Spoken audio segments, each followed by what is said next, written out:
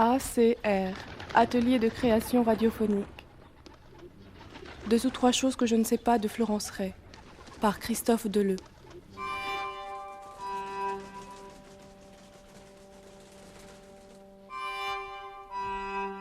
Avec Chantal Watley, Bernard Maupin, Marie Dumas, Lisiane Maupin, Gaëlle, Nathalie Manivet-Delaye.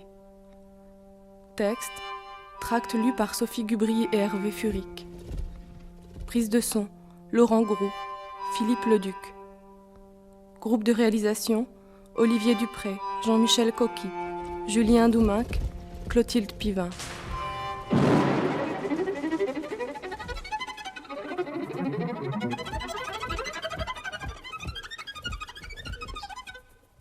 Deux ou trois choses que je ne sais pas de Florence Ray. Moi, je lui ai jamais rien demandé avant le procès. Je lui ai jamais rien demandé de ce qui s'était passé. Ce que je savais, c'était dans les journaux, avec les inepties, puis avec quelques vérités. Non, j'ai pas cherché plus parce que je me suis dit que de toute façon, j'arrivais pas à savoir plus. Et puis j'ai perdu mon fils. Et ça, c'était déjà quelque chose de très dur à comprendre et à réaliser, en fait. Et puis, il faut s'en sortir. Chaque individu, pour se sortir d'un deuil, a des façons différentes. Et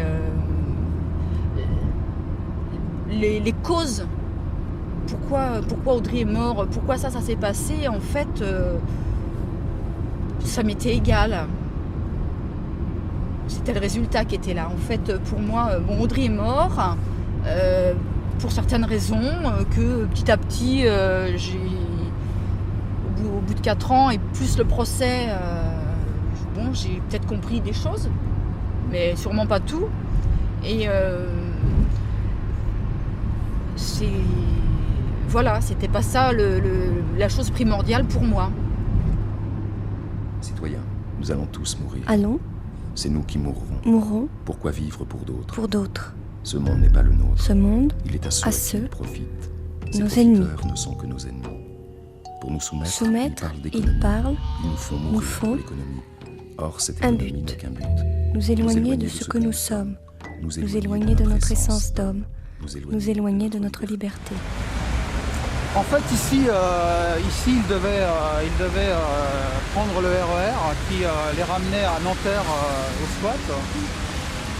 Et ça s'est pas passé comme ça. Ce que personne ne pouvait mesurer, c'était la détermination d'Audrey à ne pas se laisser emprisonner. Personne ne pouvait le deviner. Voilà. Alors, c'est de ce côté-ci qu'on va juste aller au centre là. Mais ils arrivaient sur le cours de Vincennes depuis là-bas. Et c'est à ce niveau-là, devant les colonnes, au centre de la place, donc de l'autre côté, où on va aller, que s'est passé les tirs, où les voitures sont télescopées. Et ils sont partis, ils ont fui par le boulevard de Picpus, qui est ici, en direction du bois de Vincennes.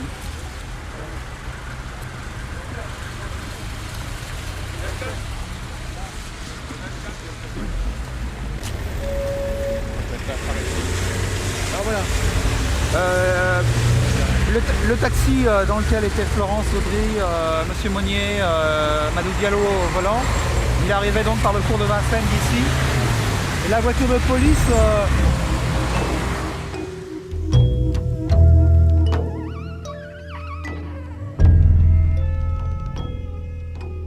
Nous sommes libres de penser, de pratiquer. La liberté est totale ou n'est pas.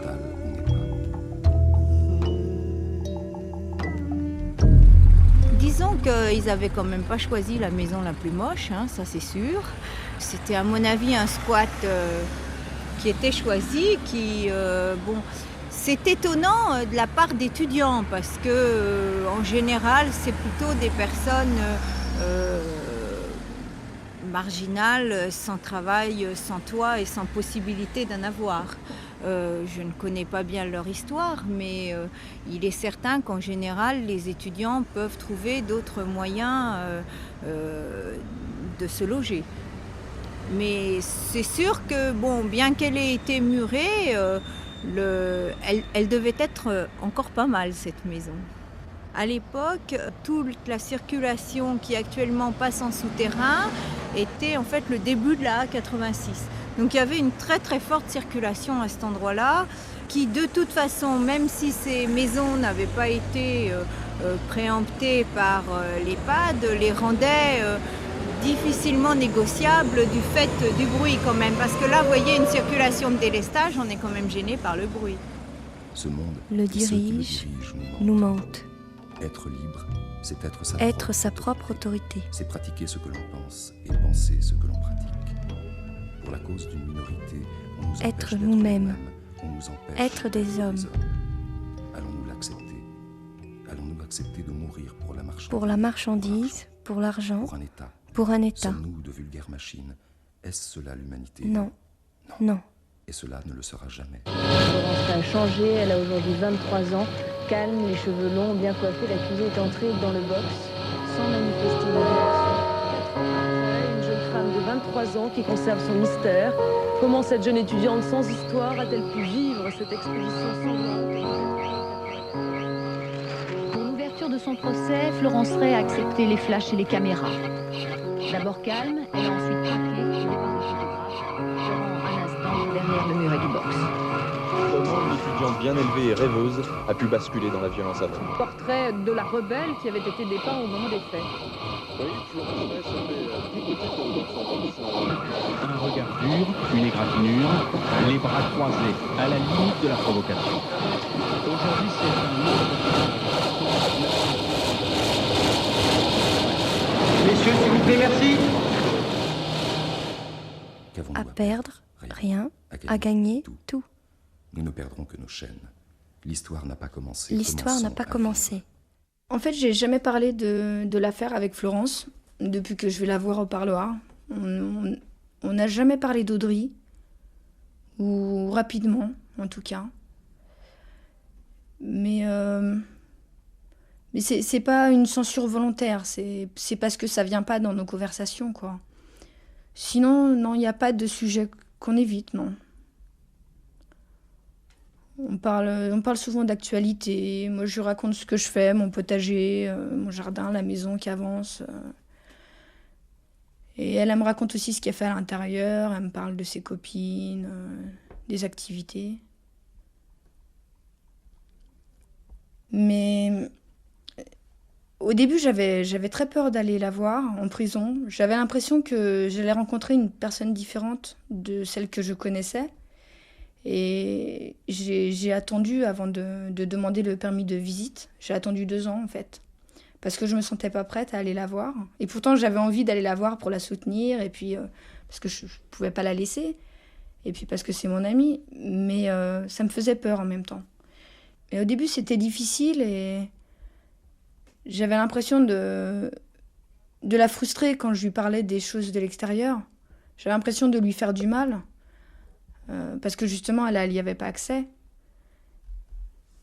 Mais en fait, je crois que ça lui fait du bien quand même. Et elle a besoin de savoir. Et des fois, c'est elle qui questionne justement sur notre vie, quoi. Alors, toi, vas-y, raconte, qu'est-ce que tu as fait depuis la dernière fois? Et elle en a besoin parce que ça lui permet d'avoir toujours des images de l'extérieur, quoi.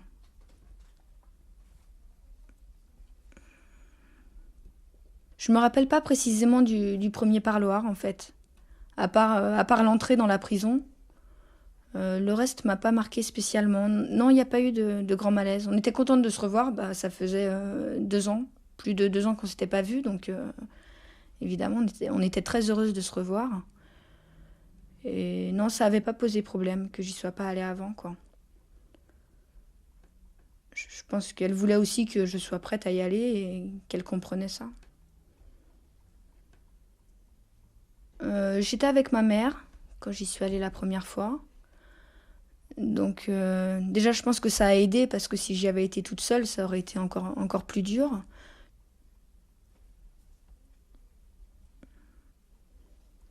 Sinon, on s'écrit régulièrement. Chaque semaine, à peu près, en ce moment, je lui envoie des cartes postales. Mais bon, ça dépend des moments. Des fois, j'ai envie de lui écrire et puis les mots viennent pas. Je sais pas quoi lui dire. J'ai l'impression que je vais être à côté de la plaque complètement. Et des fois, ça vient tout seul et c'est des longues lettres. Des fois, c'est juste quelques mots ou une photo.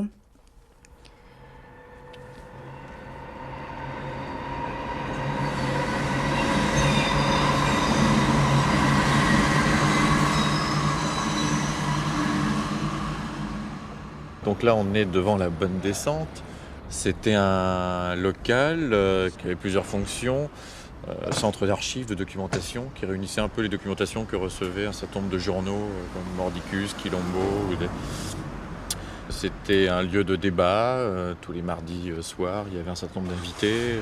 Gilles Perrault, Delteil, Oftala Soliman, Daninx, machin, qui sont venus. C'était un bar associatif aussi en annexe. Et bon, c'était dans l'objectif d'avoir un lieu un peu plus stable, donc avec un loyer si minime soit-il. Ça évitait les expulsions que connaissent tous les squats systématiquement. Bon, l'intérêt de lieux comme ça aussi, c'est de ne pas se retrouver seul dans un squat où apparemment ils ont vécu. Mais les journaux racontaient n'importe quoi. Parce qu'ils n'en savaient pas beaucoup. Puis que c'était toute une expédition punitive organisée contre la police. Non, ça s'est été démontré aussi en fait que la soirée c'est en 2 parties bien distinctes. Il y a la première partie où c'est l'après-fourrière, où ils sont allés chercher des armes. Et puis après, il y a eu la panique, parce qu'ils n'avaient pas pu attacher les policiers comme ils voulaient. Et puis ils sont montés dans un taxi, etc. quoi. Et la suite, l'enchaînement tragique qui a suivi, ça, c'était pas voulu.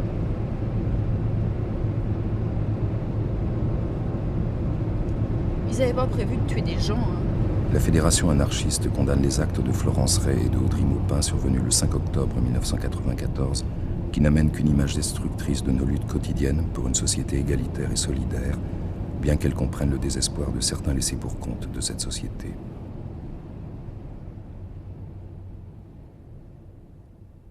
On n'était pas dans la même classe en fait, mais on s'est vus très souvent en dehors des cours, et puis de plus en plus on séchait les cours pour se voir, etc.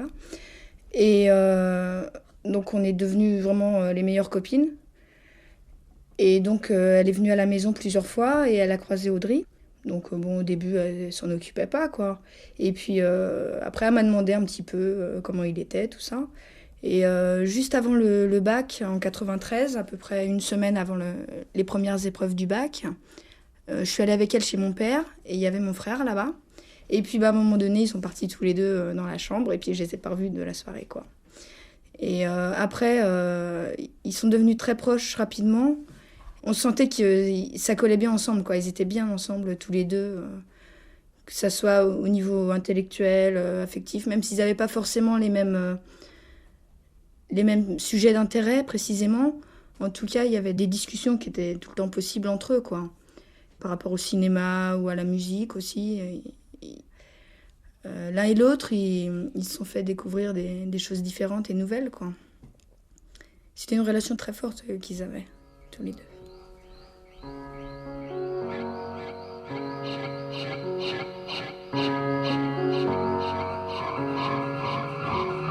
La tueuse blonde est maîtrisée avec son amie. La fille tire, elle abat.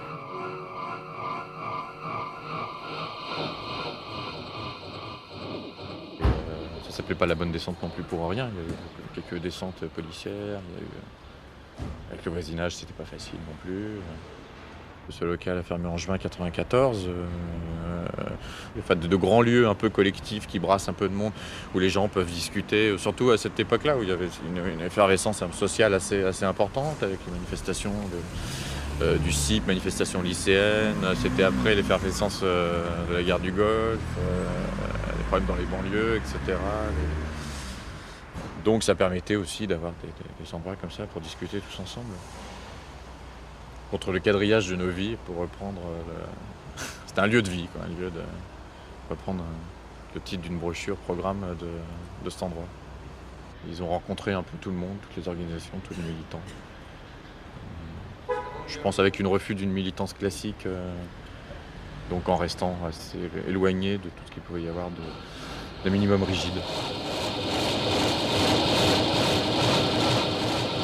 Il a tiré hier froidement. Sinon, qu'en perquisitionnant chez eux, les enquêteurs ont découvert des tracts anarchistes. Sur certains étaient inscrits « Mort aux flics ». La tueuse blonde est maîtrisée avec son amie. La fille tire, elle la bat.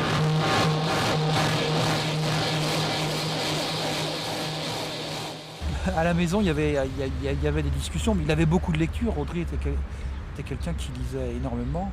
Audry, il avait une façon de scotcher les gens dans la discussion, c'est que pour en sortir, moi je sais que j'avais utilisé cette image au procès qui était que je me revois bien avec Audry dans l'appartement à Besançon. J'étais dans un entre-deux pièces, donc il y avait la porte entre le salon et le couloir, et donc je pouvais avancer ou reculer, mais c'était pas possible parce que Audry, dans la discussion, bon, on était là figé, et puis il attendait des réponses. Et il était très curieux, il était véritablement très intéressé d'en avoir. Et puis aussi, il avait son point de vue, donc il fallait l'entendre. Et puis il aimait bien avoir raison. Le procès de Florence Ray s'est ouvert peu avant 13h30 à la cour d'assises de Paris. On n'avait pas vu la jeune fille depuis 4 ans, depuis la reconstitution de sa virée sanglante. Les jurés tenteront de déterminer ce qui s'est passé dans la tête de ces jeunes sans histoire que l'on disait inspirés de tueurs nés. Florence Ray n'a pour sa part pas touché une seule des victimes.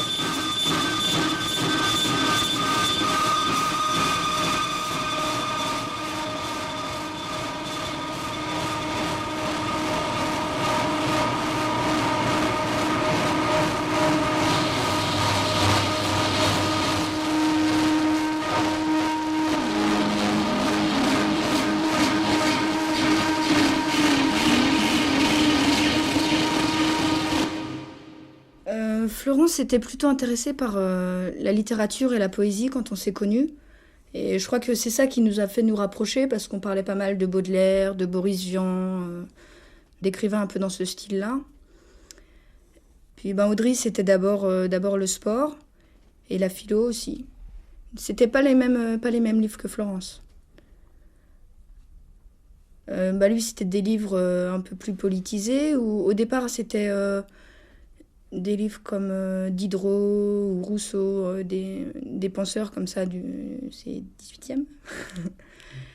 Et puis au fur et à mesure, il a cherché des livres plus contemporains sur la société d'aujourd'hui pour que ça puisse mieux coller avec son analyse de la vie, quoi. Au niveau des livres, on a parlé du livre de Mesrine notamment. Alors oui, elle l'a lu, moi aussi, c'est un livre que j'ai lu. Et c'est pas du tout une incitation à la violence et au passage à l'acte. Mesrine, il raconte son expérience, mais il se montre pas en exemple pour ses lecteurs, quoi, pas du tout. Et au procès, il y a des phrases qui ont été tirées du livre. C'est une avocate des parties civiles, des policiers, et qui a extrait quelques phrases du livre en prenant ça comme si c'était révélateur et que ça montrait exactement qui était Florence, alors que c'était des phrases qui ont été prises, vraiment quelques phrases dans un livre qui fait des centaines de pages, et ça veut rien dire, quoi. Ça tient pas debout, c'est pas suffisant pour analyser une situation ou des faits, des actes comme ça.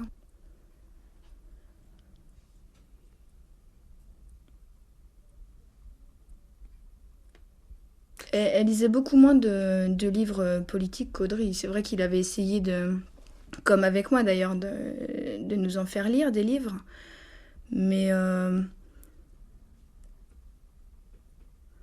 peut-être qu'elle voulait plus essayer de faire les choses plus dans la vie que par les livres, en fait.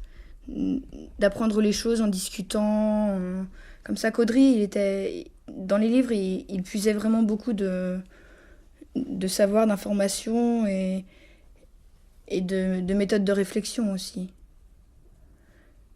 Mais je crois que peut-être qu'il lisait trop. Maintenant, je me dis que peut-être il lisait trop et il s'enfermait peut-être un peu trop dans ses livres.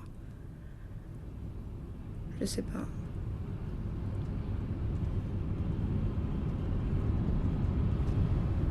Qu'est-ce que vous voulez dire à un garçon de 22 ans qui vous dit bon, je prends une année sabbatique, je réfléchis, je verrai ce que je fais. C'est un garçon qui se pose des questions sur sa vie, sur la société et sur sa vie. Alors, on le laisse réfléchir. Hein. Mais bon, effectivement, il y avait des choses qui changeaient. Et puis, il s'était installé dans un squat. C'est ce qu'il m'a dit. Moi, j'ai jamais vu le squat avant d'y aller avec le juge d'instruction et la police. Et après, les journalistes. Mais pour moi, un squat, c'était pas un squat comme ils savaient. Pour moi, un squat, c'était un squat qui ressemblait au squat qu'on trouve en Allemagne. Les squats collectifs, les squats où c'est plus une vie partagée. Dans des immeubles, c'était ça, mais c'est vrai que j'ai pas posé de questions à Audrey quand il m'a dit on est dans un squat.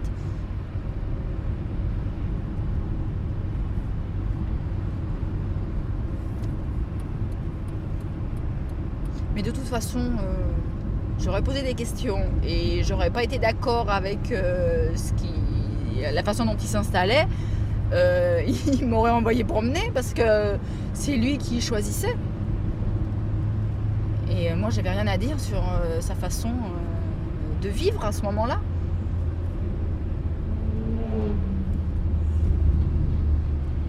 Il était à la fac de Nanterre, il était en philo, en seconde année de philo.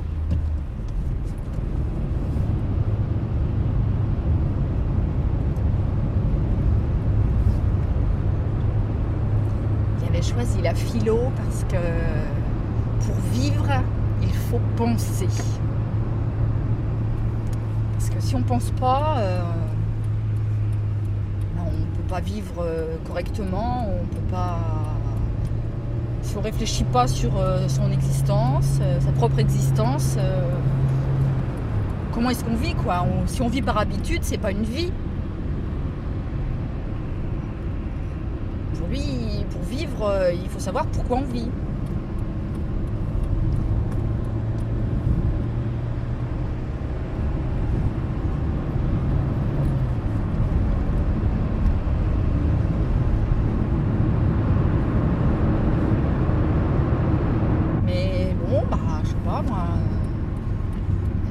Est faite qu'il a rencontré des gens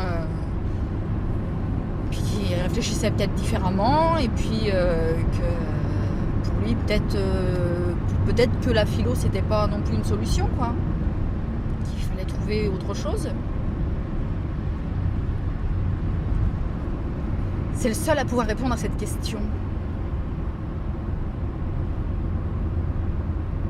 Parce que je pense que même Florence, elle peut pas y répondre.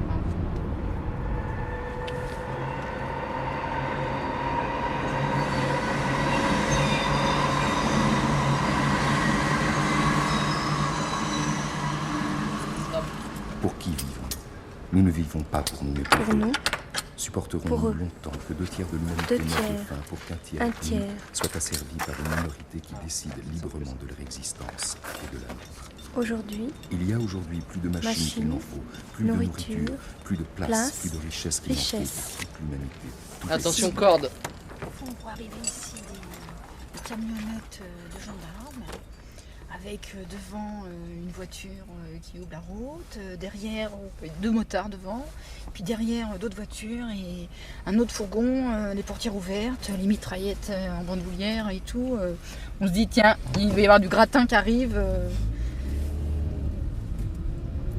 Et alors eux, ils n'ont pas de limitation de vitesse. Hein.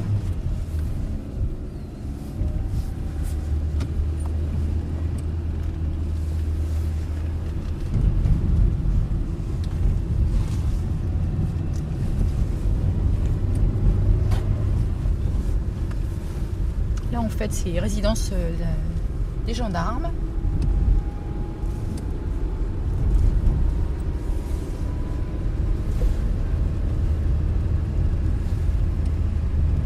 Et on y arrive dans le domaine privé. Il y a aussi une école d'administration pénitentiaire, donc c'est l'apprentissage pour les surveillants.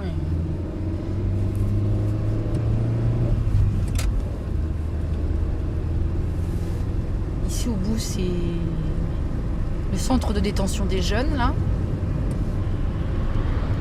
Donc jusqu'à 18 ans.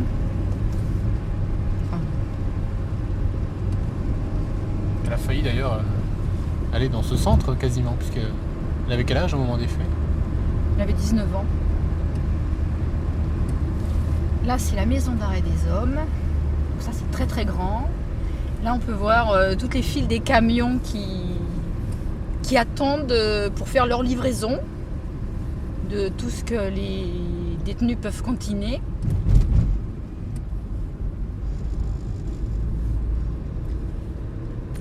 Et la maison d'arrêt des femmes, elle est tout au bout de l'avenue des Peupliers.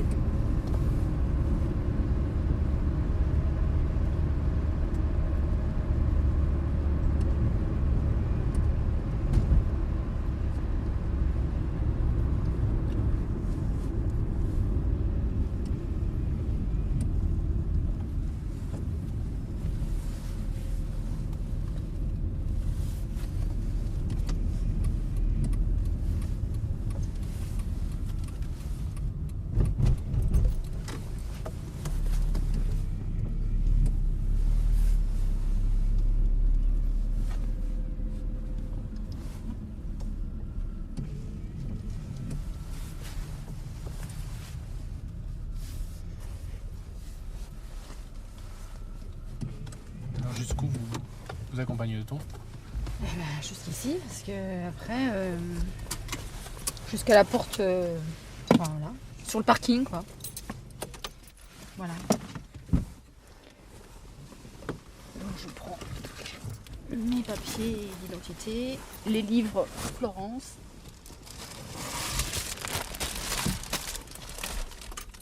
Je vous abandonne. D'accord. À tout à l'heure. Je vous confie la voiture. D'accord, tout à l'heure. Au revoir, tout à l'heure.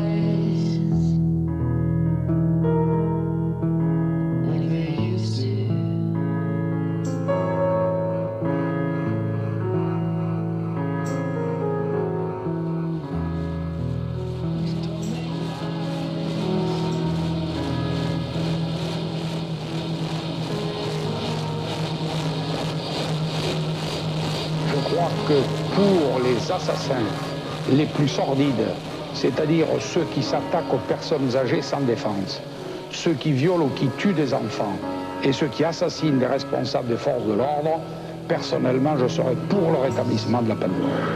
Il ne faut pas oublier que les socialistes ont supprimé la peine de mort pour les criminels, mais pas pour les victimes.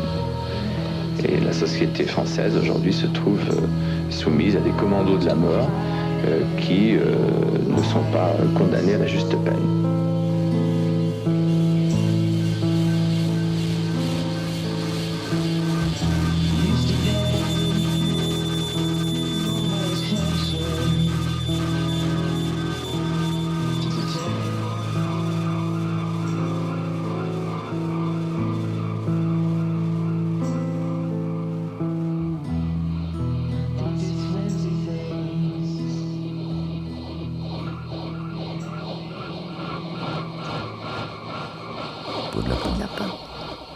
Il nous semble que la première réaction qui s'imposait à l'annonce de l'équipée de la nuit du 4 au 5 octobre de la mort d'Audry et après les déclarations de Pasqua était d'affirmer publiquement et simplement que ce garçon était ou avait été un camarade.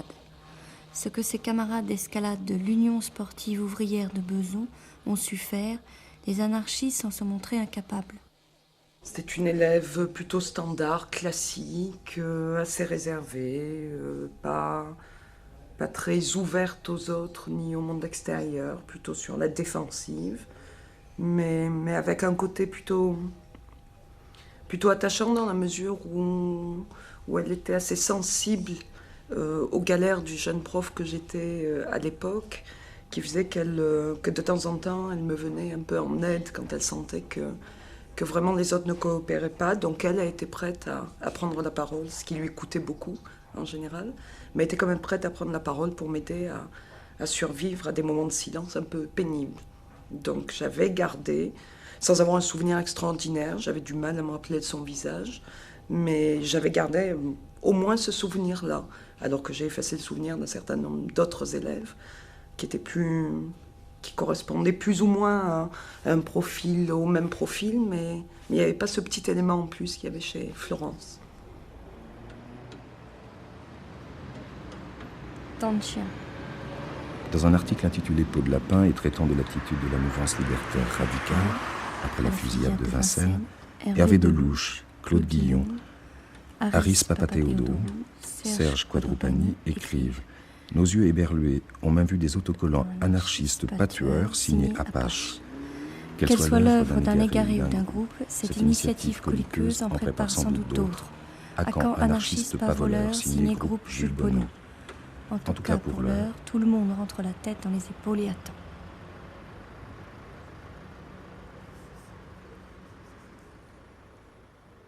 Oui, j'étais allée avec eux au manif anti-CIP et j'étais avec eux aussi quand il y a eu l'occupation de la tour administrative de Nanterre. Audry, il allait dans ses manifs, mais en même temps, il se disait, bon, voilà, les manifs, il y a les policiers, ils nous ont déjà tout tracé la route, ils savent d'où on va, jusqu'où on va, et puis ils savent, de toute façon, c'est comme tous les ans, on va dire la même chose que tous les ans, demander la même chose, et puis, au bout du compte, on n'aura pas grand-chose, quoi. Et bon, il y allait, parfois il a cassé aussi.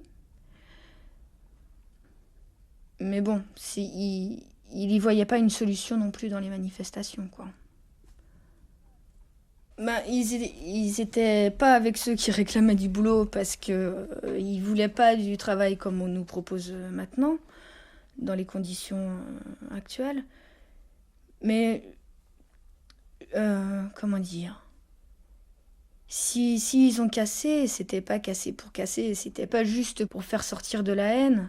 Ça a un sens aussi, même si c'est pas ce qu'on nous explique à la télévision, quand il y a des casses, c'est pour autre chose. Alors après, c'est vrai qu'il y a certains casseurs qui cassent pour voler un polo Lacoste ou une paire de Nike ou des marques parce qu'ils n'ont pas l'argent pour se payer ça. Et c'est à ça dont ils rêvent, mais Audry et Florence, c'était pas ça. Là, c'était pas leur problème. Eux, ce qu'ils voulaient, c'était montrer que la manifestation, c'était pas suffisant et que les problèmes étaient plus graves, quoi. Et c'est malheureux, mais parfois, il faut en arriver à faire des actes graves, comme casser, brûler des voitures ou des choses comme ça, pour se faire remarquer. Et c'est vrai qu'après qu'il y a eu des actes comme ça à la télévision, on a vu des casseurs interviewés. Enfin, ils ont pu avoir la parole, quoi. Et je crois que c'est comme ça qu'Audry et Florence participaient plus aux manifestations.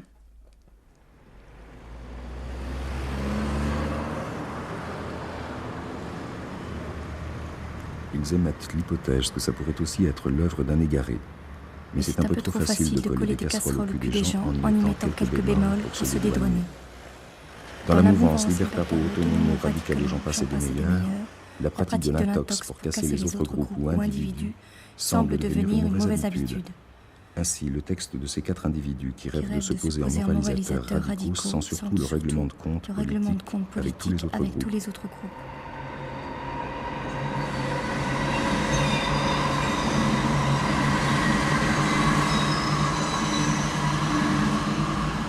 L'événement majeur de l'année 94, c'est la lutte des jeunes contre le CIP, avec quand même quelque chose qui a précédé, c'est le fameux questionnaire Balladur. Je me souviens de ce questionnaire parce que, je ne sais pas pourquoi, dans un moment d'égarement sans doute, j'ai dit à Audry et à sa sœur que allez-y, remplissez-le ce questionnaire. Si vous êtes des milliers de jeunes à dire que ça ne va pas, peut-être allez-vous être entendus. Ce qui est bien évidemment très utopique, et ce que m'a indiqué immédiatement Audry. Donc le fameux questionnaire, il l'a envoyé balader, il paraît qu'on l'a retrouvé dans le squat, c'est bien possible, non rempli bien sûr. Audry a sans aucun doute pensé que La chance historique loupée par les parents en mai 68 se représentait en mars 94. Je le pense vraiment. Et arrivent les vacances de Pâques.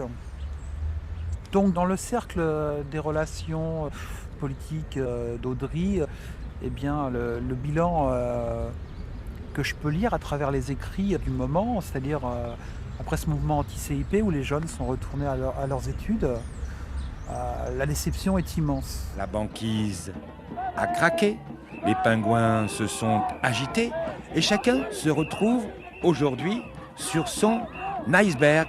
Et oui, dérivant, délirant, rêvant, récupérant. La vitrine du magasin de meubles, mais c'est honteux de voir des choses comme ça. On est des gens comme eux qui se crèvent pendant 30 ans pour faire quelque chose. Qu'est-ce qu'on a de plus? Rien. Vous trouvez ça normal, vous? Hein, on tremble de peur, c'est pas. Ouais, je suis en colère, j'en ai marre de me faire avoir. J'ai l'impression que je me fais manifs, avoir, c'est c'est fait tout. pour Plus tard, au lieu qu'on d'avoir un voit, salaire dit c'est à normal, l'État qu'on je vais doit déjà être prendre payé pas 3 des 008. gens comme Alors nous. si avec ça je devrais C'est être une content, honte. bah vraiment, je vais bien me faire botter le cul, c'est tout ce que j'aime. C'est Quoi, honteux de voir des choses c'est comme pas un ça. salaire, c'est Et le pire, c'est que c'est pas fini. Voilà ce que c'est. Parce que le mal, il vient d'où? Pour Nous, pas que ça on nous arrive, rabaisse, que le gouvernement fasse quelque chose. On est Bon bon à sang, on faire, n'attend au lieu pas de faire que tout soit attention, cassé. au lieu de regarder les problèmes qu'il y a dans les partout, on nous fait paroler. Qu'est-ce que la police peut faire? Mais qu'est-ce qu'elle peut faire, la Passe quoi police? qui fait ça? Alors, Passe quoi qui fait ça là? Je suis d'accord avec les les gamins gars, qui cassaient ça. il n'y a pas de raison. Puisque si la manifestation se fait dans le calme, bah la dure, il veut rien savoir. Il nous met des flics à côté, il n'a pas confiance en nous. Les jeunes, ils se battent pour l'avenir. Nous, on s'est battus pour leur avenir. Après, bah la dure. Avant C'est comme ça, c'est tout, c'est pas autrement. C'est nous qui décidons aujourd'hui, c'est notre journée, c'est pas la journée à Balladur. Je vois, il y a plein de gens qui font l'analogie avec mai 68. De toute façon, qu'est-ce qu'on arrive? C'est totalement différent. On veut un gouvernement royaliste, c'est ça qu'on désire. Il y avait quasiment pas de chômage. Sauf que maintenant, il n'y en a aucun avenir. Donc c'est pire que mai 68 parce qu'ils n'ont rien à perdre, les casseurs. On n'a pas demandé de net, nous, ce qu'on voudrait, c'est justement un avenir normal, rien de plus. On va pas faire des rêves de belles princesses, mais on veut quelque chose de décent.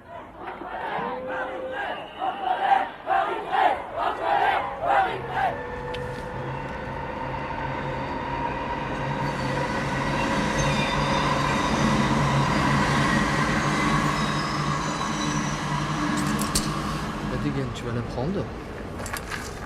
Morceau de fer, le point d'assurance. Premier mousqueton, tu le mets à l'intérieur. Tu prends ta corde, tu le places, tu la mets. Je n'étais au courant que par les journaux, de la façon dont elle se comportait, dont elle vivait son incarcération au tout début. Et le message qui passait à l'époque, c'est qu'elle était complètement emmurée, enfermée dans un silence que personne ne parvenait à percer.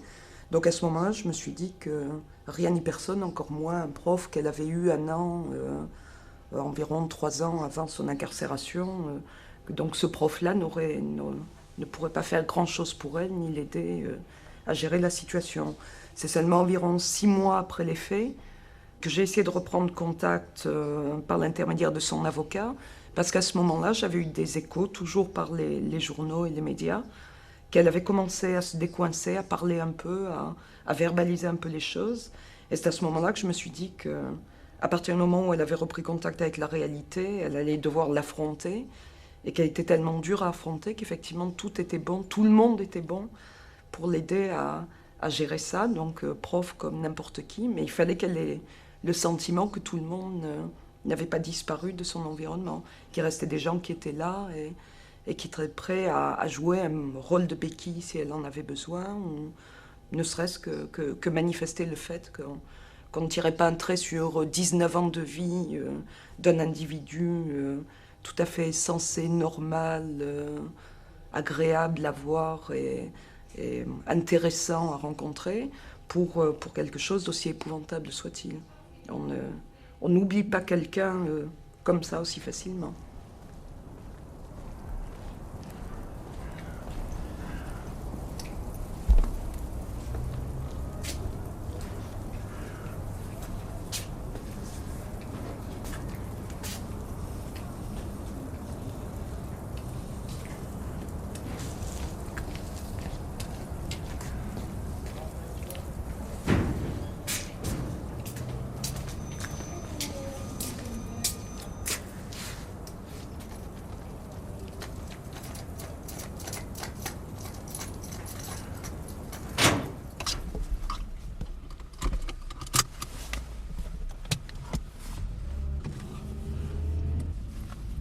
nous a dit plein de trucs. Hein. Tout ce qu'elle veut dans le colis de Noël.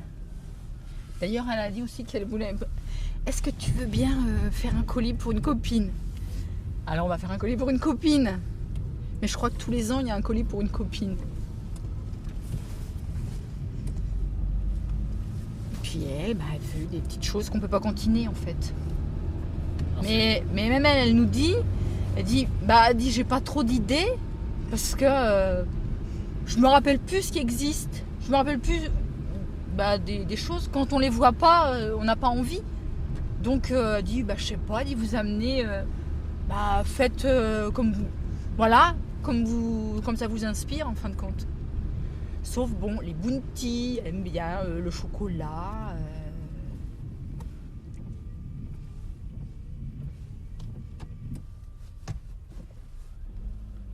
Je sais pas si vous vous rendez compte le nombre de camions qui attendent là pour les livraisons. Je dis pas les ventes de marchandises organisées. Et quand on sait ce que ça coûte de cantiner des denrées alimentaires ou autre chose, hein. On peut avoir des chaussures aussi. Là. Mais ça coûte 2 ou 3 fois plus cher qu'à l'extérieur. Alors je ne sais pas où va la différence.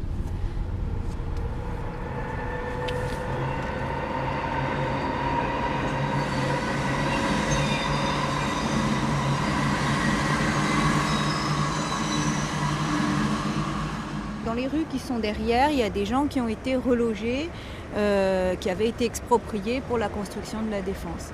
Et puis, toute cette partie-là, en fait, a été, on ne sait pas très bien pourquoi, expropriée et fermée pendant des années. Et cette maison qui était là était une maison absolument magnifique, très très jolie. Elle avait un caractère particulier.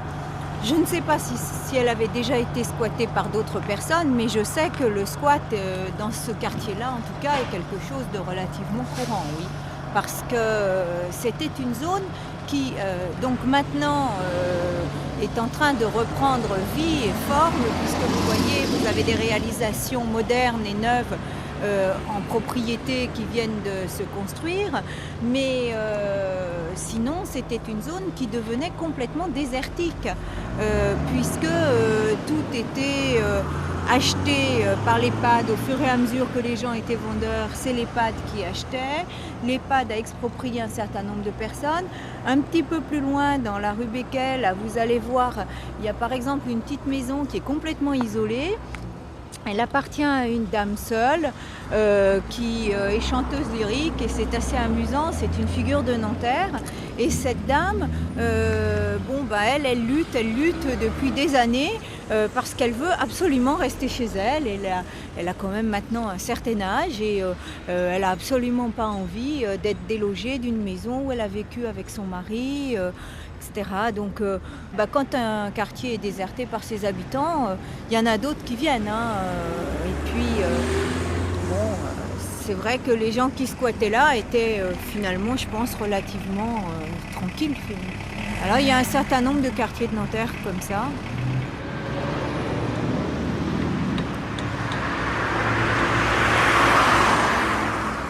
J'y suis allé une fois... fin juin 94, c'était un jour où il faisait très très beau. Et en fait, c'est au moment où Audrey, parce que j'avais la voiture, me demandait de déménager certains objets encombrants. Donc j'ai fait plusieurs fois le voyage et une fois, donc, il m'a invité à entrer dans le squat. C'était en soirée, vers 17h. C'était dans un beau jardin. La bâtisse était belle, elle était murée. Il m'a invité à boire un thé, on a bu le thé, il y avait Florence, Audrey et moi. Et j'étais assez ému parce que c'était la première fois que en fait, je rentrais dans la maison entre guillemets de mon fils. Et c'était bien rangé. C'était sans doute pas Audrey qui faisait le rangement de la maison parce que je sais dans quel désordre était sa chambre à Beson.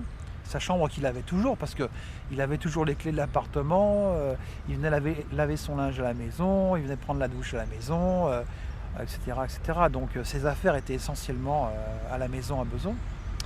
Mais quand je suis allé au squat, il était absolument pas dans le désordre qu'on nous a décrit et photographié, mais Florence avait rangé, le rangement avait sans aucun doute été fait par Florence.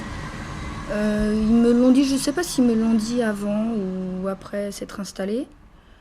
Mais oui, ils m'en ont parlé, j'y suis allée une fois. Ils m'avaient invité à prendre un thé, ils m'ont fait visiter. Ils étaient très contents. Ils me faisaient visiter leur maison, quoi. Enfin, ils avaient une maison à eux. Parce qu'avant, ils étaient en chambre universitaire, donc ça fait 12 mètres carrés. Ils vivaient à 2 dedans, alors que normalement, c'est pour une personne, quoi. Et c'est vraiment trop petit. Et là, ils avaient enfin de la place, et comme si c'était leur maison, quoi. C'était leur foyer, en fait. Et c'était agréable d'y être et d'y aller. Il y avait une chambre où il y avait toujours un matelas pour pouvoir accueillir des copains. Voilà. Moi, ça m'a pas choquée quand ils m'ont parlé d'habiter dans le squat, parce que je savais qu'Audrey fréquentait des gens et avait déjà fréquenté des squats. Moi aussi, j'étais allée parfois avec lui. Et bon, pour moi, c'était pas quelque chose de vraiment étonnant ou de vraiment... qui pouvait changer vraiment le cours de sa vie, quoi. Moi, je pensais plutôt que c'était un passage en attendant autre chose. C'est un parcours, en fait. Il n'y a pas un moment où ça a basculé. C'est un parcours qui les a menés jusque-là. Je ne sais pas avec quelle réflexion, avec quelle... Mais non, j'ai pas senti particulièrement de bascule, en fait. Je savais qu'ils avaient vraiment envie d'aller... de vivre ailleurs, d'être plus dans la nature. Ça, ils m'en avaient déjà parlé. Et ça leur manquait à Paris. Ça leur manquait beaucoup. Un jour, Audrey m'a envoyé une lettre... Et ils étaient partis tous les deux faire de l'escalade, je crois que c'était dans les Alpes. Et sur cette lettre, il avait écrit une phrase qui m'a marquée, que j'ai toujours en tête. C'est « Ce que la vie peut être belle, belle à en mourir ». Et entre parenthèses, il avait écrit « de vivre si pauvrement ». En fait, il appréciait beaucoup la vie, mais justement, c'est ça ce qui le frustrait, c'est que dans cette société, on ne peut pas vivre sa vie comme on veut. Et donc, il se sentait toujours enfermé dans le mode de vie actuel, quoi. En fait, il ne pouvait pas être heureux tant qu'il y avait d'autres malheurs autour de lui. Même si lui, personnellement, il avait une vie qui lui convenait, tant qu'il y avait du malheur autour, ça ne pouvait pas aller, quoi.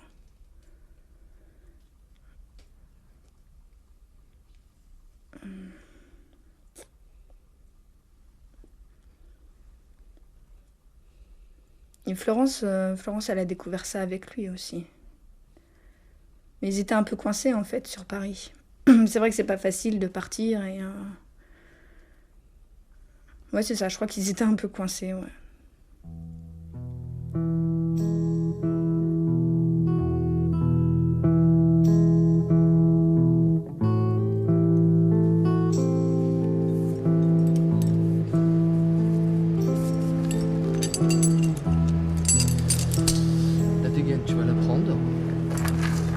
Morceau de fer, le point d'assurance. Premier mousqueton, tu mets à l'intérieur.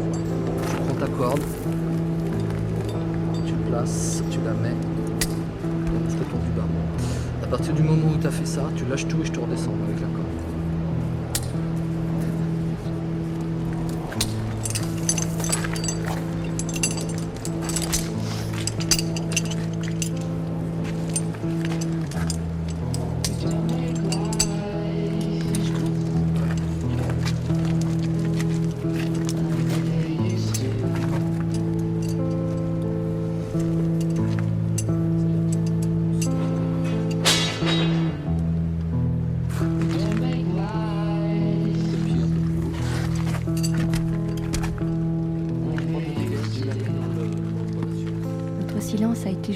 Par 3 points. Premièrement, notre chagrin. Et oui, camarades. Avant d'être les homo revolutionarius que vous souhaitez, nous sommes de pauvres individus qui ont ressenti une profonde tristesse devant la mort d'Audrey et l'arrestation de Florence. Deuxièmement, Notre silence politique a été Notre silence conditionné politique par a des été discussions avec conditionné la par des famille. discussions avec la famille. Et oui, camarades. Et oui, camarades. Audrey et Florence sont une famille. Et avant de se lancer dans un vibrant discours critique sur la mouvance libertaire parisienne, il est bon, par respect pour la famille, de savoir ce qu'elle attend de nous, de nos positions ou de potentielles déclarations. Troisième point, la sécurité. Et oui, camarades, notre peur, nos déménagements se justifient par le simple fait que, a priori, nous étions en première ligne, étant donné qu'Audrey et Florence avaient milité à Nanterre. Déshonneur, peur des tracasseries policières. Que de grands mots. Les 20 camarades qui ont rendu pudiquement un dernier hommage à Audrey ne peuvent que sourire devant cette analyse paternaliste un peu hâtive. Je ne l'ai vu qu'une fois depuis le procès. Oui, ça a été difficile. Ça a été difficile parce qu'effectivement, s'entendre condamnée à 20 ans de prison, elle en a déjà fait 4. Ça veut dire qu'elle a une idée de ce qu'est la vie en prison et du temps tellement décomposé, tellement lent. Donc 20 ans, ça doit être quelque chose d'absolument inimaginable à gérer dans sa tête. C'est vrai qu'elle avait pas encore du tout récupéré de tout ce qu'elle avait entendu, parce que ça a fait remonter plein de choses à la surface qu'elle avait sans doute cherché à enterrer, qu'elle avait peut-être commencé à essayer de régler, mais et je crois que ça a été très bien dit au procès, ça a été une sorte de régression, le procès, parce que ça lui a refait vivre absolument tout ce qu'elle avait vécu avec Audrey avant le drame de Vincennes, pendant le drame de Vincennes, juste après le drame de Vincennes.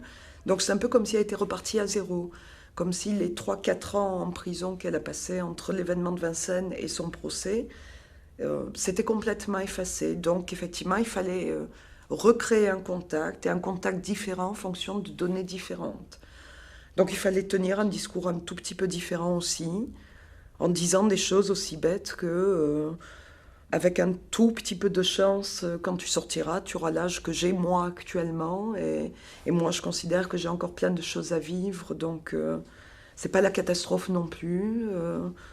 On est plein autour de toi à s'être encore plus mobilisé pour t'aider pendant le procès, et il est clair, encore plus clair maintenant qu'avant le procès, qu'on ne va pas te lâcher, qu'on sera là, qu'on va t'aider, qu'on va te soutenir, et qu'on sera là quand tu sortiras, et qu'on va encore t'aider quand tu sortiras, et qu'on va encore te soutenir. Aller à l'enterrement d'Audrey, c'était se faire photographier, filmer, ficher, cataloguer, tueur de flics, etc. Sans orgueil, ce ne fut pas un grand fait d'armes militant, mais un dernier hommage à celui qui fut notre camarade. Qu'il est agaçant de se justifier, mais bon, je continue. Nos actions de soutien en faveur de Florence ne sont pas très publicitaires. Désolé encore une fois, chers camarades, mais nous préférons agir discrètement et efficacement pour la sécurité de notre groupe et celle de Florence. Audrey et Florence ne seront jamais nos martyrs, mais juste deux camarades qui nous manqueront.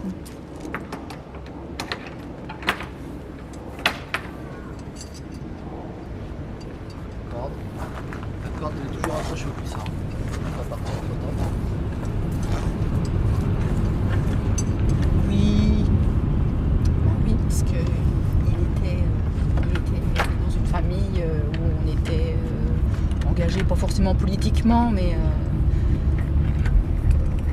moi j'ai travaillé pendant 20 ans, et puis j'étais dans les syndicats. Son père était aussi syndicaliste, même, bon, c'est un engagement, pas forcément politique, mais il y avait un engagement de chacun. En fait, à Audrey, on lui a appris qu'on pouvait rien avoir sans se battre. Alors on se bat dans les syndicats, on se bat, je sais pas, lui, il avait peut-être pensé qu'on pouvait se battre autrement.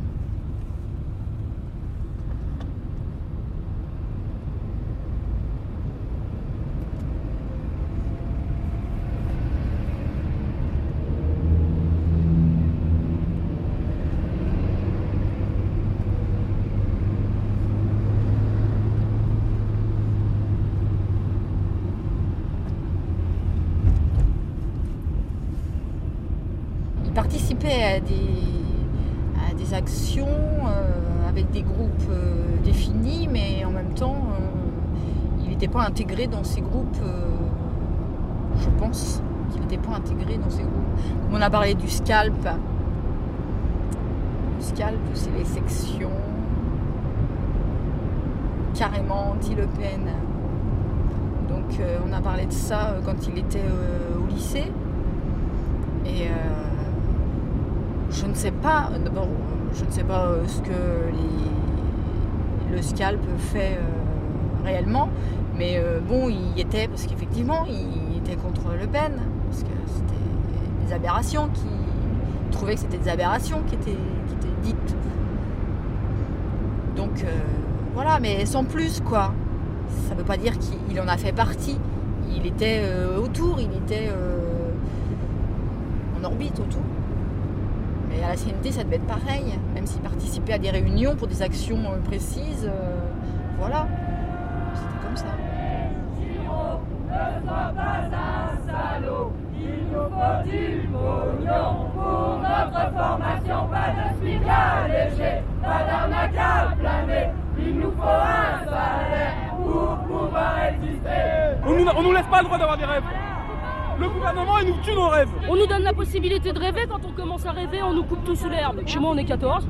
Je suis la seule à être en études supérieures. Je me suis battue pour ça. Je me suis démerdée pour ça. Et à la fin, j'arrive, on me donne que dalle. Donc bon, j'ai pas envie de vivre comme mes parents ont vécu. Mon père a travaillé à la chaîne chez Citroën. Il a fait son boulot pendant toute sa vie. Bon, j'ai pas envie de voir ça. J'ai pas envie de... Je veux autre chose. Je pense à l'avenir avec un grand A. Avant en arrière, c'est la politique du gouvernement. Avant en avant, avant en arrière, c'est la politique du gouvernement. C'est à partir de ce moment-là qu'Audry va être sans doute plus exigeant avec les gens sur l'idée qu'il faut faire ce qu'on dit, pas seulement parler. Cette attitude va faire le vide autour de lui.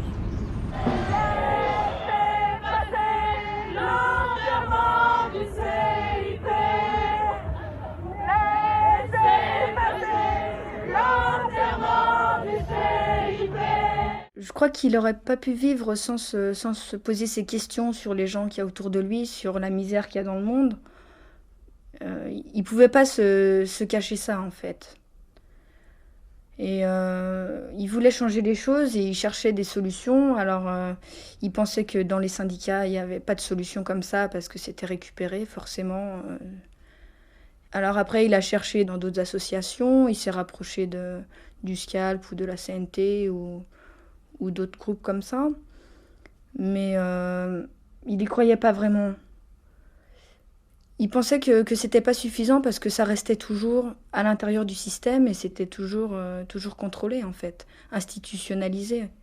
Et pour lui, la révolte, elle pouvait pas être institutionnalisée. C'est comme pour la philo. Je pense que s'il a arrêté les cours de philo, c'est parce que il se disait quelque part, on me dit des choses, on me pose des questions en philo, mais j'ai pas besoin d'un professeur pour me poser ces questions. Et en plus, un professeur, c'est à la fac, donc c'est complètement institutionnalisé. Et les philosophes, ils doivent réfléchir par eux-mêmes ou avoir des discussions entre eux. Mais c'est pas un professeur qui peut leur apprendre à penser ou ce qu'il faut penser. Donc, il cherchait toujours des solutions pour changer les choses, mais c'était difficile. C'est vrai qu'aujourd'hui, on n'en voit pas beaucoup des solutions, quoi. Pourtant, il y a du monde qui cherche, mais... Chacun essaye de faire un petit peu à sa façon, mais lui, il aurait voulu faire beaucoup très vite, parce qu'il savait qu'il avait qu'une vie. Ça, c'est lui qui le disait, j'ai qu'une vie et je veux en profiter, quoi. Je veux en profiter un maximum. Allons, mourons, pour d'autres, ce monde, à ceux, nos ennemis. Soumettre, ils parlent, nous font, un but. Nous éloigner de ce que nous sommes, nous éloigner de notre essence d'homme, nous éloigner de notre liberté, de penser, de pratiquer. La liberté est totale ou n'est pas. Être sa propre autorité. Être nous-mêmes. Être des hommes. Pour la marchandise, pour l'argent, pour un état. Non, non. À perdre rien, à gagner tout. L'histoire n'a pas commencé. Je pense vraiment qu'ils sont entrés dans une... Je crois moi qu'il y avait effectivement la coupure des relations avec les amis de l'escalade, avec la famille, et puis le cercle devenu très restreint des gens avec qui ils avaient des relations. Il y avait une espèce de démarche dans la tête que la période historique était arrivée pour eux, qu'il fallait rentrer dans une espèce de clandestinité. Et puis en fait, il fallait faire sa petite provision d'armes et de munitions pour le jour où.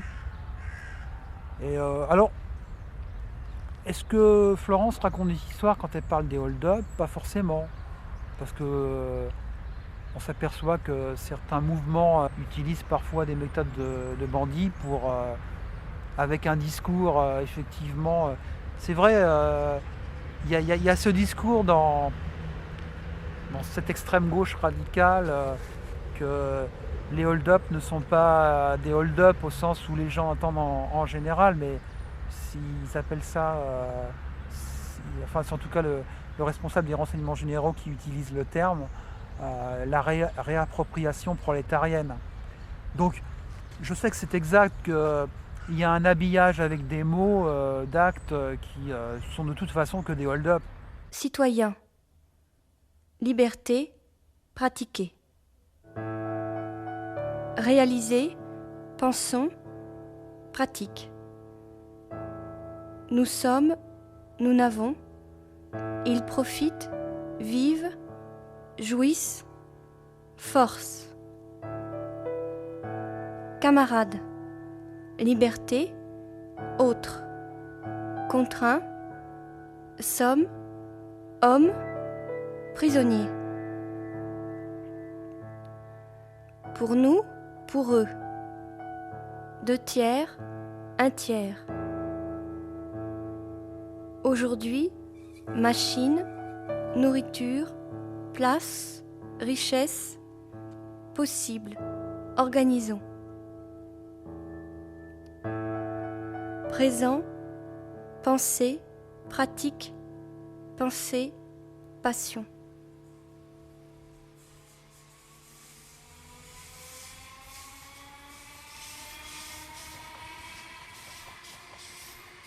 Dans l'année 94, en fait, on était de plus en plus distants, Audrey, Florence et moi. D'une partie parce que moi j'ai connu mon ami et puis j'ai commencé à aller dans la Creuse. Et puis d'autre part, je crois que mon frère devenait de plus en plus intransigeant. Et je l'avais vu au mois d'août 94. Et c'était mon anniversaire, et donc j'avais eu des cadeaux, j'avais montré mes cadeaux, et j'ai été déçue parce qu'il trouvait ça nul, quoi. Quelque part, il disait, ça n'a pas d'importance, qu'est-ce que tu montres là, ton personnage C'était... non, je crois que... C'était quoi comme cadeau? C'était un personnage d'alien en plastique, et c'était comme ça, et... Lui, il trouvait vraiment ça nul, quoi. Ça l'intéressait même pas, en fait. Ouais, je crois qu'il était... Comment dire? Les gens qui étaient proches de lui, il en attendait de plus en plus, quoi. Et il supportait de moins en moins de ne pas pouvoir faire grand-chose pour changer les conditions de vie. Ça, je l'ai senti un peu, j'en avais parlé un jour avec mon ami, on avait eu une discussion et je me disais, mais bon, qu'est-ce qu'il va faire, Audrey? Je me demandais ce qu'il pouvait faire après, quoi, parce que il avait décidé de pas travailler, un travail salarié rémunéré, ça, il voulait pas, mais En même temps, je comprenais et sur le fond, j'étais d'accord avec lui, mais bon, dans la réalité, il faut quand même faire quelque chose, quoi. Et je voyais pas quelle solution il allait trouver, quoi.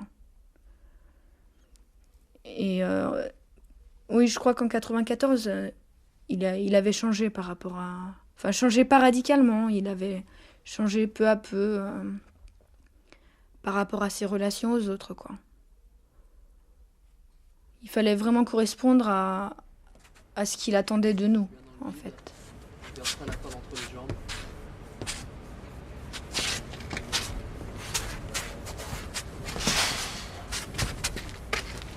Tu vas monter tout en haut. Pour récupérer les dégâts, il faut que ça soit ensuite en haut.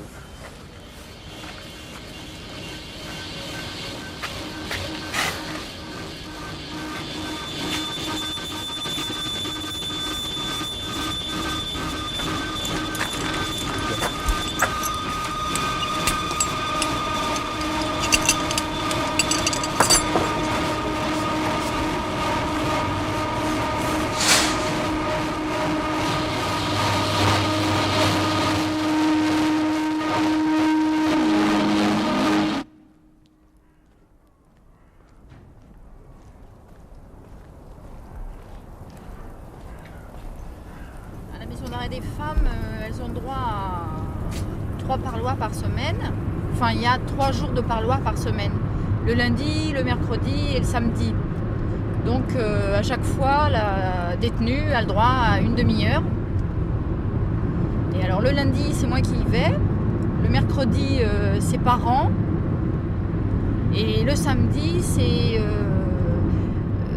les amis de l'escalade, sa famille... des amis de Florence et des amis d'Audry, en fait. Sa prof d'anglais aussi. Une prof qu'elle a eue au lycée. La plupart des gens qu'elle rencontre maintenant sont des gens qui ont connu Audry ou qui appartiennent à sa famille, à elle, ou à la famille d'Audry. Mais... je crois qu'il y a quasiment personne qui soit une sorte d'élément extérieur dégagé de la charge affective qu'il peut y avoir par rapport à justement à cette connaissance d'Audry ou cette connaissance très personnelle de Florence.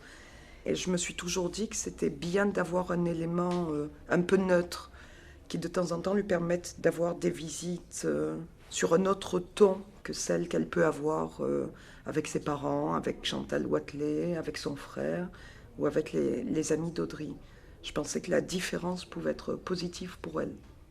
J'en suis presque à, je sais pas moi, faire attention à la façon un peu dont je m'habille aussi, faire un peu attention, histoire de lui montrer que bon, c'est bien de ne pas se laisser aller. C'est aussi ma façon de respecter ce moment de visite que j'ai avec elle.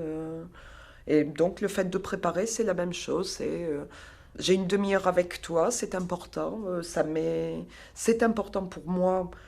J'espère que c'est important pour elle et que ça l'aide, mais c'est un moment auquel je tiens, donc j'ai pas envie qu'il soit gâché, comme je n'ai pas envie de le lui gâcher, parce que c'est, comme je disais tout à l'heure, bon, 1h30 de visite, ça fait pas beaucoup, donc ça n'est pas du temps à perdre inutilement, donc il faut que ce soit un moment important, riche, aussi chaleureux que possible, sensible, tendre éventuellement, souriant... Donc oui, ça se prépare, ça se mûrit. C'est vrai que c'est qu'une demi-heure, c'est pas long une demi-heure. Mais en une demi-heure, on a le temps de dire beaucoup de choses. Et puis, il y a des impressions qu'on garde. Et puis, on se dit, en fin de compte, on a aussi appris à se dire des choses importantes en peu de temps. Parce qu'on n'a pas plus de temps. Alors le temps, on l'utilise bien. On essaye de bien l'utiliser. C'est pas toujours évident.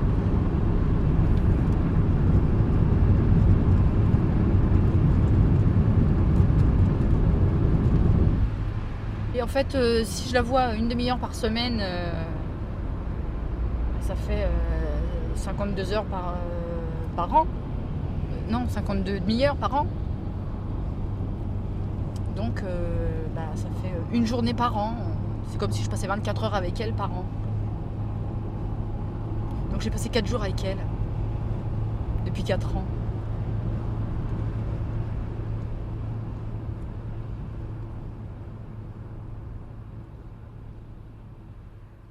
J'ai essayé effectivement de faire rebondir sur le après, parce qu'à mon avis, c'est maintenant qu'il faut y penser.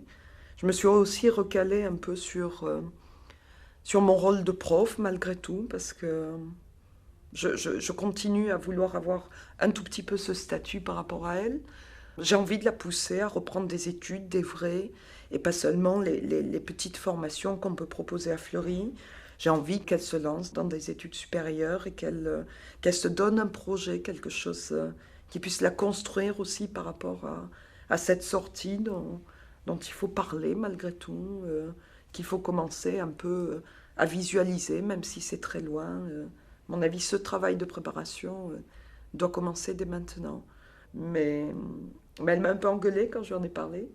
Elle m'a expliqué qu'elle n'était pas quelqu'un à qui on imposait les choses ou qui supportait qu'on lui impose les choses ou qu'on lui suggère les choses comme ça. Donc, manifestement, ça n'était pas mûr, mais envers et contre tout, je réessayerai de lui en parler à nouveau, sans imposer quoi que ce soit, mais juste pour lui rappeler que ça fait partie des démarches qu'il faut qu'elle fasse nécessairement. D'abord pour elle, psychologiquement, intellectuellement, mais aussi parce que tout diplôme passé, réussi, correspond à une remise de peine. Et ça aussi, c'est bon à prendre, ne serait-ce que 3 mois, 2 mois en prison, parce qu'on passe un DUG ou une licence, ben c'est très bien. Donc je continuerai envers et contre elle à lui suggérer ça. Mais à mon avis, on y arrivera.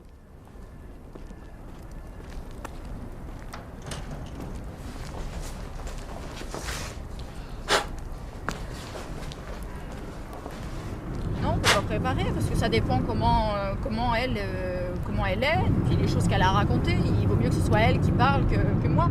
Mais bon, c'est vrai qu'elle aime bien aussi que je lui raconte les bêtises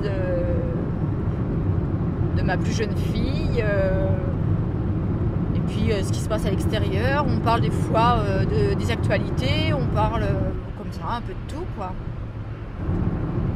C'est un bol d'air quand même qui vient de l'extérieur. Donc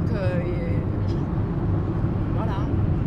Et des fois aussi je lui raconte le jardin, qu'est-ce qui pousse en ce moment, si on a des cerises ou voilà, tout ça, parce que c'est des choses qu'on ne sait plus quand on est en prison.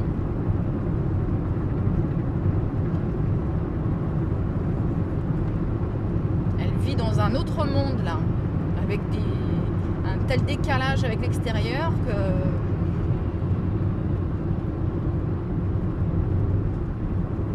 je comprends qu'elle puisse être étonnée quand elle allait au palais de justice pour les auditions ou pendant le procès,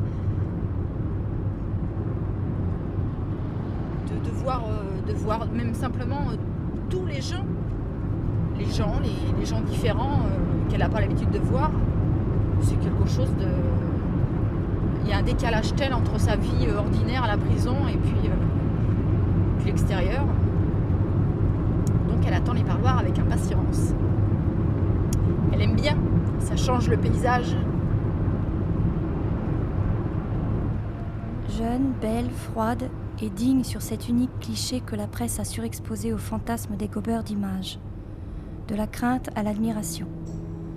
Héros romanesque de vos révolutions cérébrales, Audry et elle ont fait l'acte ultime, celui qui nourrit vos fantasmes de révolutionnaires pensés. Au début, à chaque fois, je me disais, mais c'est pas possible, je vais repartir avec elle. Là, on discute normalement, comme avant, on a les mêmes discussions. Et je voyais pas le problème, elle est tout à fait normale. Et je comprenais pas pourquoi est-ce que je pouvais pas l'emmener à la fin du parloir, quoi. Parce qu'il y avait pas tellement de différence entre elle et moi, finalement.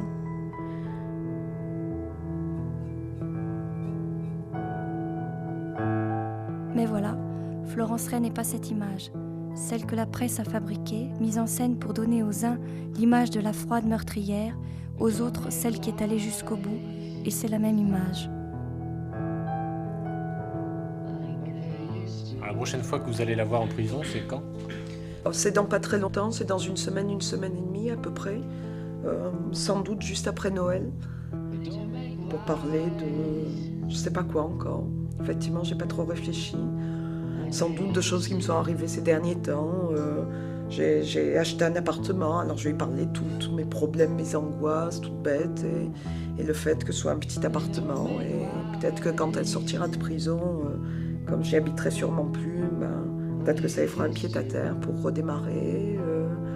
Je lui parlerai aussi de ma vie au lycée. C'est un peu pénible en ce moment, donc je lui expliquerai un peu ce qui s'est passé, mais toujours en passant par l'anecdote, toujours pour lui expliquer, pour me mettre en situation de la faire rire sur moi finalement.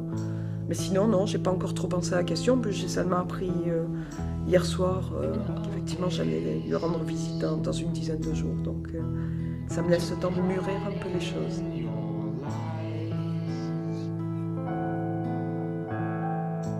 Florence Ray n'est pas une image. Son silence devrait faire taire vos délires de récupération, d'adhésion à son acte. Elle n'a demandé aucune solidarité, aucun appui. Elle et Audrey ont agi seules. Ce qu'ils ont fait leur appartient, c'est leur histoire. Je crois que ce qui a gêné dans cette affaire, c'est qu'il n'y avait pas un mobile précis, quoi. C'était pas pour tuer du policier, c'était pas... Il n'y avait pas un mobile précis, et je crois que ça a été plutôt poussé par trop de déception. Et trop de malaise, et je crois que ces malaises-là, tout le monde les ressent, et pas seulement les jeunes. Ou je sais pas, peut-être que les jeunes le vivent plus intensément parce qu'ils n'ont pas encore forcément de situation sûre ou de projets d'avenir. C'est vrai que c'est pas évident d'avoir des projets aujourd'hui. Et, moi, je suis confrontée à ça aussi. C'est sûr qu'il y a des moments où on a plutôt envie de baisser les bras et de dire on laisse tomber, quoi. Faut toujours se battre pour avoir un boulot, même pour avoir un stage quand on est à la NPE, ou même pour avoir le RMI, il faut se battre, il faut toujours des démarches. Alors il y a ça, et puis d'autre côté, il y a les problèmes, que ça soit dans l'éducation ou dans les cités. Je pense qu'on peut pas aujourd'hui vivre bien dans une cité, en banlieue, dans des régions trop urbanisées comme c'est le cas à Argenteuil par exemple. Je crois qu'on peut pas y vivre bien. On peut croire qu'on y vit bien, mais je crois que les humains sont pas faits pour vivre les uns sur les autres et les uns à côté des autres, entassés comme ça se fait aujourd'hui, quoi. Et que forcément au bout d'un moment ça va péter parce que c'est trop, quoi. Quand on met trop de gens ensemble, il y a un moment où les choses deviennent insupportables. Alors ça peut se manifester par différentes choses. Alors il y en a qui vont casser des voitures, il y en a qui vont brûler ou casser des magasins ou faire des hold-up ou je sais pas, ou n'importe quoi, ou il y en a qui vont se piquer, ou il y en a qui vont prendre des médicaments ou faire des tentatives de suicide. Il y a beaucoup de tentatives de suicide en France. Et tout ça, je crois que c'est la même chose. Et ce que les jeunes ont pu retrouver dans l'affaire d'Audrey et de Florence, c'est ce malaise-là qui est général, qui n'est pas contre quelque chose de particulier, mais contre un ensemble de choses.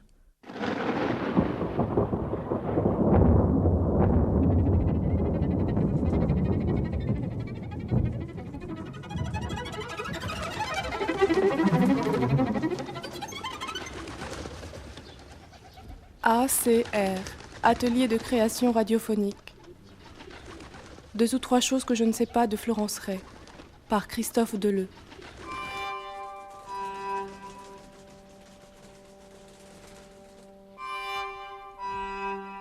Avec Chantal Watley, Bernard Maupin, Marie Dumas, Lisiane Maupin, Gaëlle, Nathalie Manivet-Delaye. Texte, tract lu par Sophie Gubry et Hervé Furic. Prise de son, Laurent Gros, Philippe Leduc. Groupe de réalisation, Olivier Dupré, Jean-Michel Coqui, Julien Douminc, Clotilde Pivin.